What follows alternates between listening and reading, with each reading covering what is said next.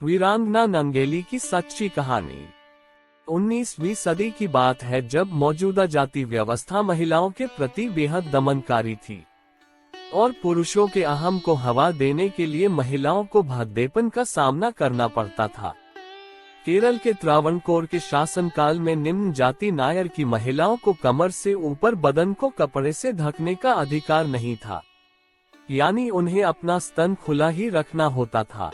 ये महिलाएं अर्धनग्न अवस्था में न रहकर यदि कपड़े से अपना स्तन ढकती थी तो उन्हें ब्रेस्ट टैक्स देना होता था। जी हाँ, ब्रेस्ट टैक्स, जिसे मूलाकरम कहा जाता था। ये बात और ज्यादा शर्मिंदा करने वाली है कि यह ब्रेस्ट टैक्स महिलाओं के स्तन के आकार के आधार पर लिया जाता था। स्तन का आकार जितना बड़ा, टैक्स उतना ही अधिक होता था। वास्तव में ब्रेस्ट टैक्स निचली जाति की महिलाओं के लिए अपमानजनक था, क्योंकि इस कारण दूसरों के बीच सम्मानपूर्वक जीने के अधिकार से वंचित थी। ब्रेस्ट टैक्स उनकी गरिमा और गोपनीयता पर हमला था। उस समय की है जब केरल के बड़े भाग में त्रावणकोर के राजा का शासन था। नंगेली एजहवा जाति की थीं। उनके समुदाय को और अन्य निचली जातियां जैसे थिया, नादर और दलित समुदायों को भी इस कर का भुगतान करना पड़ता था।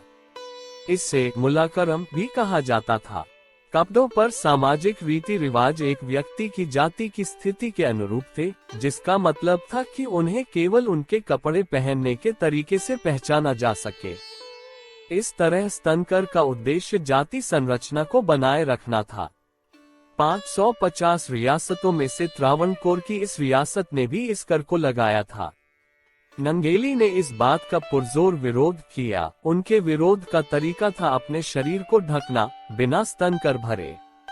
ऐसा कर वसूलना ब्राह्मणिक पितृसत्ता को दर्शाता था कि केवल ब्राह्मण महिलाओं को शरीर ढकने की जरूरत है और अन्य महिलाओं का कोई अधिकार नहीं है खुद के शरीर पर। नंगेली ने इस बात का विरोध कर साबित किया कि ये शरीर उनका है तो नियम भी उनके होंगे और इसे ढकने की इच्छा भी उनकी होगी। उस समय ये साहस तो अतुलनीय था। जब शासकों के कर वसूलने वाले क्रूर जातिवादी को इस विरोध के बारे में पता चला कि नंगेली किस तरह खुद को ढककर तथाकथित ऊंची जाति व समुदाय के लोगों और उनके इस मनुवादी ढांचे को भी चुनौती दे रही हैं और किसी भी तरह से स्तन कर देने से साफ मना कर रही हैं, तब कर वसूलने नंगेली के घर जा पहुंचे। वे एक सुबह आए, उनके स्तनों पर कर लगाने के लिए उसके आकार और आयामों पर निर्भर करते हुए आंकड़ा बकाया की गणना करने के लिए। लेकिन नंगेली ने तब भी कर का भुगतान करने से इनकार कर दिया और विरोध करते हुए अपने स्तनों को काटकर एक पत्ते पत्कर की तरह वसूलने वालों के सामने रख दिया, जिसके बाद नंगेली की मृत्यु बहुत खून बह जाने के कारण उसी दिन हो गई। नंगेली के पति चिरुकदन का ये अंतहीन दैख उन्हें बर्दाश्त नहीं हुआ, जिसके कारण चिरुकदन ने नंगेली की जलती चिता में कूदकर अपनी भी जान दे दी। इस प्रकार देश में पहली बार कोई पुरुष सती बना। ये विरोध नंगेली ने अपनी अंतिम सांस तक जारी रखा।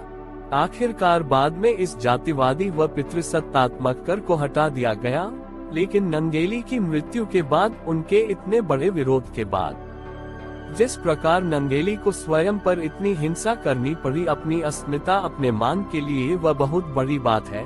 दैख की बात यह है कि केरल के इतिहास में इस बारे में जानकारी नहीं है और ये घटना भी बहुत कम बयां करी जाती है।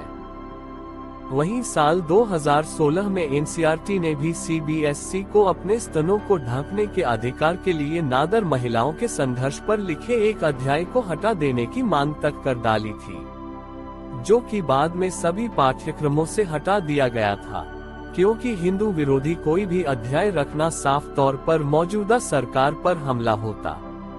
इस तरह इस साहसी घटना की, विरोध की, हमारे इतिहास में जगह नहीं बनने दी गई।